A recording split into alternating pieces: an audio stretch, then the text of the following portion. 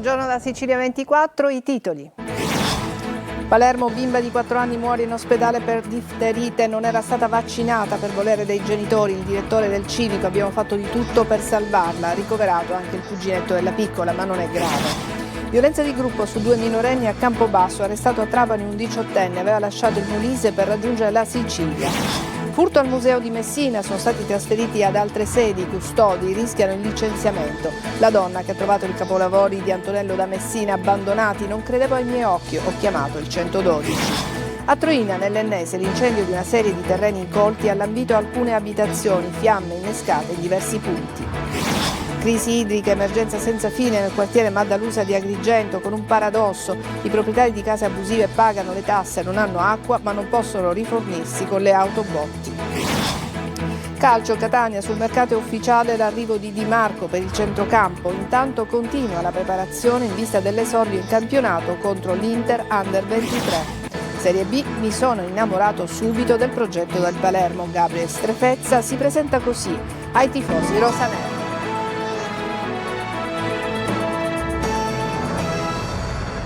Bentrovati, ancora buona giornata. Apriamo con il dramma avvenuto a Palermo. Una bimba di 4 anni è morta in ospedale per difterite. La piccola, per volere dei genitori, non era stata vaccinata contro il batterio. Ricoverato, ma in condizioni non gravi, anche un suo cuginetto. Angelo Gagliano. La piccola è morta per insufficienza multiorgano, ma il progressivo aggravamento delle sue condizioni, secondo i sanitari, è stato provocato dal batterio della difterite. La piccola palermitana dello Zen non era stata immunizzata subito dopo la nascita per volere dei genitori, nonostante l'obbligatorietà in Italia del vaccino contro questa malattia, debellata nel nostro paese ormai da 10 anni. A certificare se a provocare il decesso della piccola sia stata la difterite saranno i risultati sui campioni inviati all'Istituto Superiore di Sanità. I medici del Di Cristina hanno fatto di tutto per salvarle la vita. La diagnosi culturale ha confermato un caso di difterite dopo tantissimi anni che non succedeva in Italia in bambini autoctoni. Sono state messe in opera tutte le possibili terapie, dall'ECMO al siero antidifterico, alla terapia endovena, alle terapie intensive più spinte. Abbiamo cercato anche attraverso l'emodialisi un particolare filtro che serve proprio per assorbire le tossine. Abbiamo cercato in tutti i modi di salvarla, ma purtroppo questa notte la bambina non ce l'ha fatta, una bambina di 4 anni e mezzo. All'ospedale dei bambini è ricoverato anche un cuginetto della piccola che presenta gli stessi sintomi, ma non è in gravi condizioni, anche perché avrebbe fatto i primi 3 cicli di vaccinazione. La bimba inoltre ha 3 fratelli che l'ASP di Palermo, di concerto con l'ospedale civico, ha provveduto a vaccinare. Un calvario iniziato giovedì della scorsa settimana con l'arrivo al pronto soccorso del cervello, seguito dal ritorno a casa con diagnosi di tonsillite. La febbre alta e il peggioramento delle condizioni 2 giorni dopo ha reso necessario un nuovo ricovero, stavolta nella terapia intensiva dell'ospedale dei bambini. Sulla vicenda la procura di Palermo ha aperto un'inchiesta e sequestrato la salma, disposto anche l'autopsia che sarà effettuata nell'Istituto di Medicina Legale del Policlinico. La stessa procura ha anche delegato i carabinieri per l'acquisizione delle cartelle cliniche e ricostruire l'accaduto e chiarire eventuali responsabilità. E la pediatra della bambina aveva lanciato l'allarme sollecitando i familiari al ricovero. I genitori della piccola, originari di un quartiere popolare di Palermo, non avevano voluto vaccinarla perché convinti che un caso di autismo in famiglia fosse stato causato da una vaccinazione. Intanto si registra l'intervento della società di igiene. La tragedia di Palermo, si legge in una nota, richiama l'importanza delle vaccinazioni. La Sicilia è fanalino di coda in Italia. Violenza sessuale su 2 minorenni a Campobasso. I carabinieri hanno arrestato un 18enne egiziano che aveva nel frattempo raggiunto la città di Trapani. Ora il ragazzo si trova nel carcere Pietro Cerulli. Laura Spanò.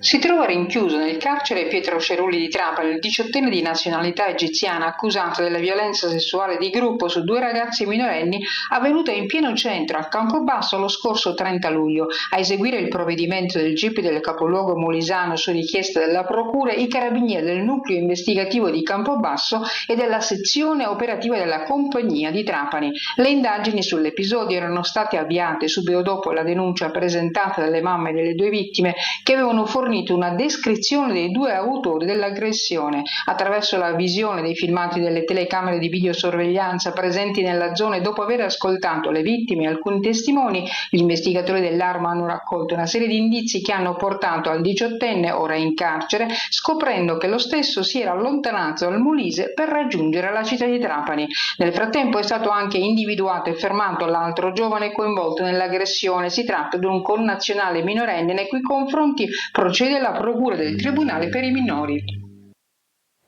E veniamo adesso al furto di opere d'arte di Antonello da Messina. I 4 custodi del museo sono stati trasferiti ad altre sedi in attesa di un eventuale provvedimento disciplinare. Rischiano anche il licenziamento. Intanto gli investigatori stanno incrociando dati, orari e testimonianze per ricostruire il clamoroso furto dei capolavori di Antonello. Luca Ciliberti.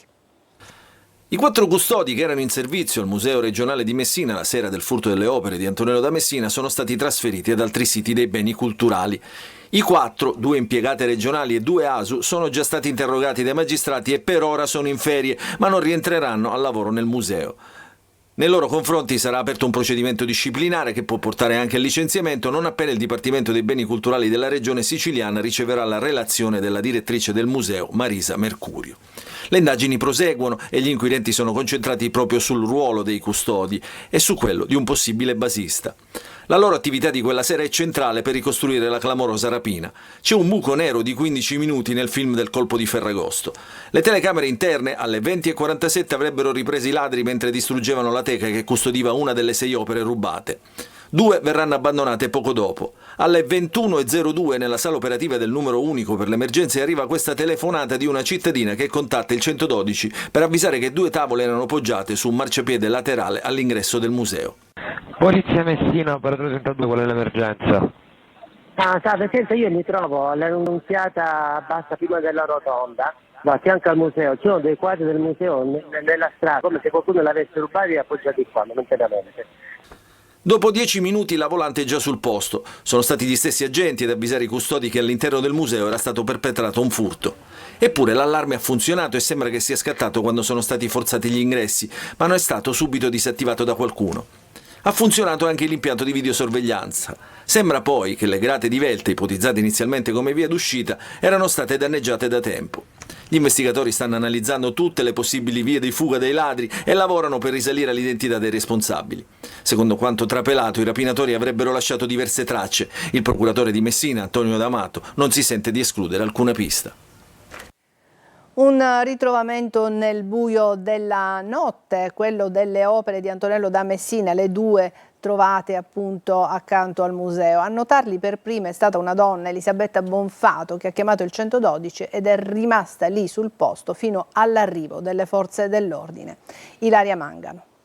Sera di Ferragosto, mentre rincasavo con la mia famiglia nei pressi del museo di Messina, versante Viale Annunziata, appoggiati appena ad una ringhiera ho notato i dipinti di Antonello da Messina. Non riuscivo a credere ai miei occhi. È stata lei a capire che qualcosa non andava e a chiamare per primo il 112, una telefonata che ha fatto scattare l'intervento delle forze dell'ordine. Mi sono resa conto della grandezza delle opere che stavo osservando. E circondata dal buio e da totale silenzio, ho sgranato allora gli occhi per osservare anche l'ambiente circostante, però non c'era nessuno. All'inizio ha pensato di essersi sbagliata. Elisabetta però non si è limitata a dare l'allarme. Ha scelto di restare lì, accanto ai dipinti, ad aspettare l'arrivo delle forze dell'ordine. Era veramente in quel momento responsabile e quindi ho trascorso il mio Ferragosto con questi 2 grandi capolavori artistici. Ho sentito il dovere morale di custodirli, soprattutto per le future generazioni e per l'amore che nutro per la mia terra, i miei concittadini e la nostra cultura. Le opere di Antonello da Messina rubate nei giorni scorsi hanno una sorta di impronta scientifica che consentirebbe di riconoscerne l'autenticità nel caso venissero ritrovate. Così come attesta il CNR, nel 2018 le opere trafugate al Museo regionale di Messina sono state oggetto di una campagna di documentazione diagnostica completa che può fornire una sorta di impronta diagnostica delle tavole, quindi sarebbe facile capire se si tratta di opere reali di Antonello da Messina, ma dovrebbero essere ovviamente ritrovate. E adesso parliamo del basso incendio che ha interessato le campagne a Valle di Troina, nell'Ennese. Le fiamme hanno minacciato anche alcune abitazioni rurali e raggiunto la statale 575. In via precauzionale è stata messa in preallerta anche la struttura sanitaria dell'Oasi di Troina. Per domare il rogo, spento poi ieri nel tardo pomeriggio, è stato necessario l'intervento di 3 elicotteri. Sentiamo Salvo Calacciura. Un incendio è divampato nelle contrade Liso e Sant'Antonio a valle dell'abitato di Troina nell'Ennese a ridosso della SS 575 Troina-Catania. Fiamme alte, una densa colonna di fumo visibile a distanza e il fuoco che arriva fino alla strada statale. Sulle cause dell'incendio sono in corso accertamenti. In fumo diversi ettari di terreno tra sterpaglie e arbusti. Il fronte delle fiamme, alimentato dalla vegetazione secca, ha lambito alcune abitazioni rurali messe in sicurezza grazie al tempestivo intervento dei vigili del fuoco, della protezione civile e della forestale. Il rogo ha raggiunto anche la strada statale con fumo e fiamme che hanno reso difficoltosa la circolazione. Per contenere l'avanzata dell'incendio è stato necessario inoltre l'intervento dall'alto di ben 3 elicotteri. La situazione ha fatto scattare anche le misure precauzionali. La struttura sanitaria dell'Irxi Oasi, d'intesa con vigili del fuoco e protezione civile, è stata messa in preallerta, pronta ad attivare le procedure necessarie in caso di un eventuale avvicinamento del fronte dell'incendio. Le fiamme hanno inoltre interessato tralicci e linee elettriche presenti nella zona, sul posto anche carabinieri e polizia per garantire la sicurezza e supportare le operazioni. L'incendio è stato domato nel tardo pomeriggio. Alla borgata Santa Lucia, nel centro di Siracusa, è ancora emergenza sicurezza tra risse, droga e prostituzione. I residenti invocano più controlli che sono già stati intensificati, ma per chi vive nel quartiere non basta. Intanto ieri un uomo è stato fermato mentre passeggiava impugnando un coltello. Francesco Aloi. Dall'abbandono del rifiuto, risse, ubriachi, persone discutibili, gente che urina per strada, di tutto, spazzatura che troviamo sui gradini. Camminata spavalda in mezzo alla strada con un coltello a serramanico bene in vista. Potrebbe essere questa la fotografia di quello che si vive alla borgata Santa Lucia, secondo centro storico di Siracusa. Ero al bar con un collega, abbiamo immediatamente chiamato il 112, la cui questura ha fatto intervenire le volanti che hanno provveduto a bloccarlo e a disarmarlo. Chiunque qui denuncia quello che si ripete ogni giorno al calar del sole, non solo. Molti però hanno paura di ritorsioni. Per questo c'è chi preferisce parlare a microfoni spenti o senza farsi riprendere in volto. Ma c'è anche chi non ha alcuna paura e ci mette la faccia. Non si può uscire, le mamme non portano più i bambini neanche in piazza a giocare, le risse, gli immigrati, gli ubriachi, non c'è più sicurezza come una volta. Una volta, io a 50 anni che sto qui, si stava molto meglio. Negli ultimi mesi le forze dell'ordine hanno intensificato i controlli. Alcuni giorni fa il questore ha disposto la chiusura di un locale per 2 settimane. Qui, come dicono molti residenti, si veniva per bere alcolici e tra un bicchiere e l'altro scoppiavano risse. Ma tutto questo sembra non bastare. La percezione di sicurezza resta bassa. Lui sta rischiando di perdere la licenza per colpa di queste persone. A Maddaluse c'è un paradosso, è una frazione balneare di Agrigento. Ci sono delle case abusive perché costruite in un'area dove c'è il divieto assoluto di edificare, ma pagano regolarmente le tasse, hanno la luce, la fibra e tutto. Da maggio però i residenti non hanno acqua e neppure autobotti, non si possono rifornire con le autobotti. Davide Sardo. A Maddaluse, quartiere balneare di Agrigento, sono 105 giorni senza acqua. Dal 9 maggio i rubinetti sono rimasti a secco dopo la fine dello stato d'emergenza idrica in Sicilia. Una situazione che riguarda le abitazioni realizzate abusivamente circa 50 anni fa nella zona A del Parco Archeologico della Valle dei Templi, area sottoposta a vincoli urbanistici e paesaggistici. Con la legge regionale di sanatoria 3785 che prescriveva a coloro che avevano costruito in queste zone di accatastare le case, noi abbiamo fatto regolarmente, paghiamo e siamo assoggettati a tutti gli oneri, a tutte le tassazioni regionali, statali, comunali, eccetera. Gli immobili che non sono in regola dal punto di vista urbanistico non possono stipulare un contratto con il gestore del servizio idrico e senza contratto, secondo le disposizioni applicate, non possono essere riforniti neppure attraverso le autobotti. Hanno passato qualche mese addietro la fibra ottica realizzata con fondi del PNRR e quindi non si capisce per quale motivo l'AICA non possa stipulare contratti con gli abitanti di questo rione, di questo quartiere. Secondo il procuratore di Agrigento Giovanni Di Leo, gli immobili abusivi presenti a Maddalusa sono 364. A Maddalusa, dopo 105 giorni, resta così irrisolto il problema tra abusivismo edilizio, rispetto della legalità e diritto a un bene essenziale, l'acqua. Adesso una breve pausa, poi parleremo di un sequestro di droga e di altre notizie. A tra poco.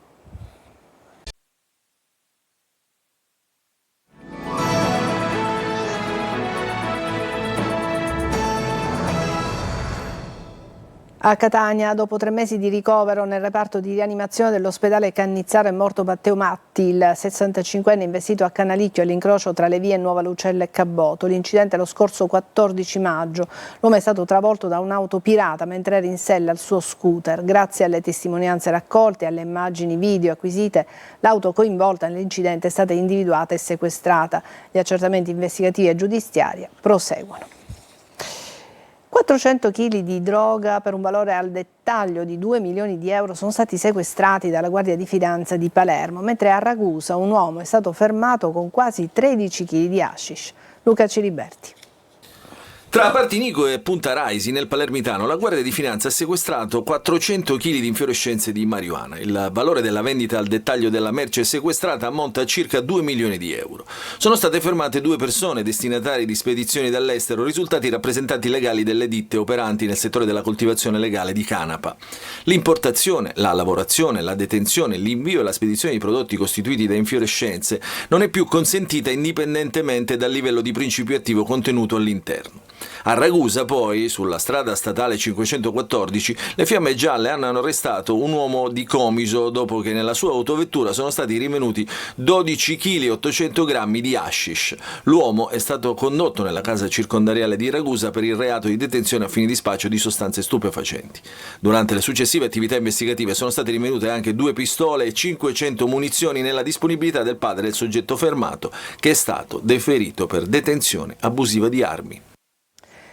Rallenta il flusso lavico dell'Etna. Secondo l'ultimo aggiornamento dell'Osservatorio Etneo dell'INGV, la colata che fuoriesce dalla bocca a quota 1900 metri è poco alimentata e avanza lentamente. Il fronte si trova a circa 1500 metri di quota nella valle del Bove. Durante il sopralluogo non è stata osservata attività esplosiva al cratere Voragine. Anche il tremore vulcanico ha mostrato un graduale calo, mantenendosi su livelli medio-bassi. Intanto ieri c'è stata una nuova scossa di terremoto a Lingua Glossa dopo quella di Ferragosto collegata all'eruzione. Nessun danno a persone e cose. Vacanze quasi finite per gli studenti, meno di un mese e poi volgeranno al termine anche per gli studenti siciliani. Per l'anno scolastico 2026-2027 la campanella suonerà martedì 15 settembre. Le singole scuole, lo sappiamo, potranno comunque adattare il calendario alle proprie esigenze didattiche nel rispetto del vincolo nazionale dei 200 giorni minimi di lezione l'anno. Adesso ancora una pausa e poi il calcio.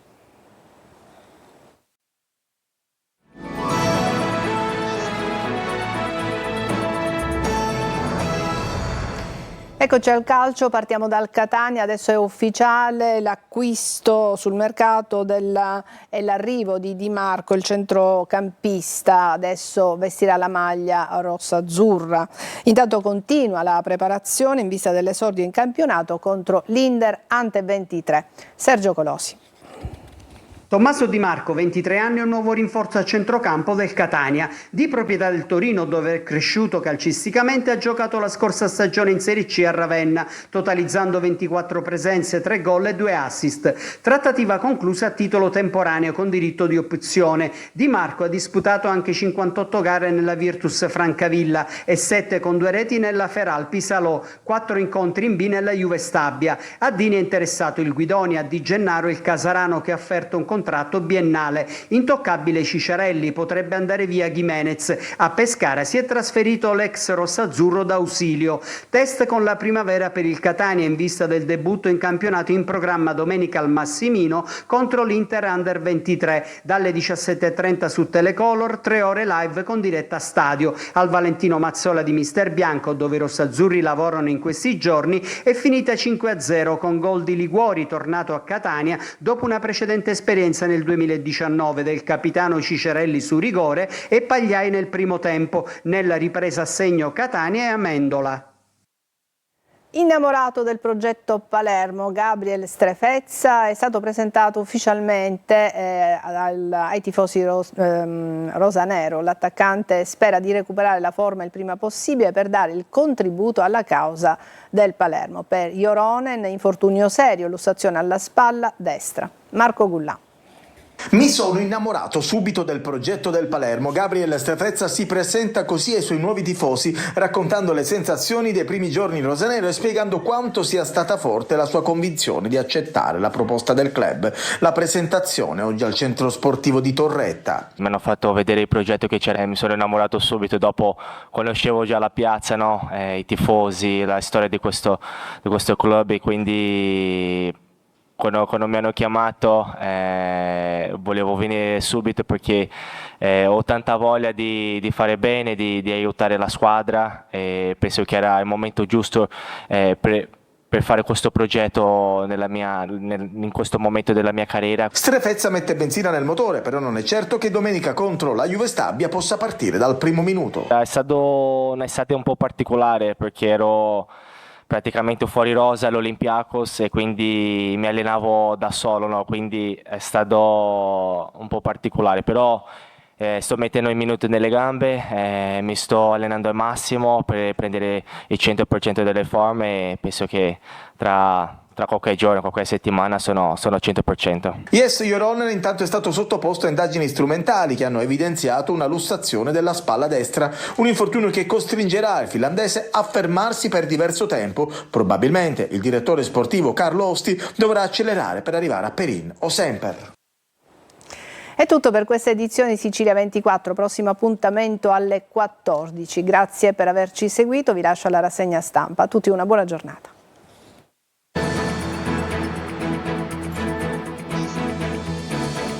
Entra nel mondo dell'informazione con l'app Sicilia Web.